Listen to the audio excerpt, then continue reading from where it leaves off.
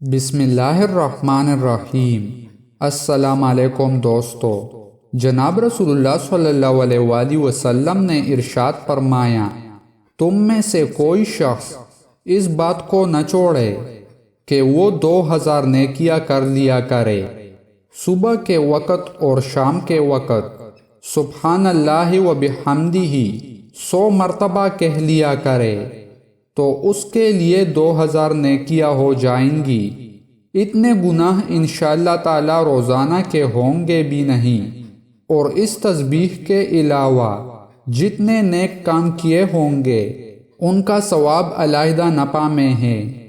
جناب رسول اللہ صلی اللہ علیہ وآلہ وسلم نے ارشاد فرمایا، جس شخص نے صبح کے وقت لا الہ الا اللہ وحدہ لا شریک لہ لہ الملک ولہ الحمد یحیی و یمیت وہو علی کل شیء قدیر 10 مرتبہ پڑھا تو اللہ تعالیٰ اس کے لیے 10 نیکیاں لکھیں گے اور اس کے 10 خطاؤں کو معاف فرما دیں گے، اور یہ کلمات اس کے لیے 10 غلام آزاد کرنے کے برابر ہوں گے، اور اللہ تعالیٰ اس کو شیطان سے پناہ میں رکھے گا۔